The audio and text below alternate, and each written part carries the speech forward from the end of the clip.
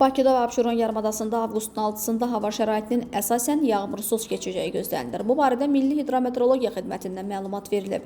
Bildirilib ki, səhər bəzi yerlərdə qısa müddətli az yağış yağacağı ehtimalı var. Eyni zamanda bəzi bölgələrdə gözlənilən küləkli hava şəraiti ilə bağlı sarı xəbərdarlıq verilib. Havanın temperaturu gecə 22-25 dərəcə isti, gündüz 29-32 dərəcə isti olacaq. Azərbaycanın rayonlarında havanın əsasən yağmursuz keçəcəyi gözlənilir. Lakin gündüz bəzi dağlıq və dağətəyi rayonlarda qısa müddətli yağış yağacağı, şimşək çaxacağı gözlənilir.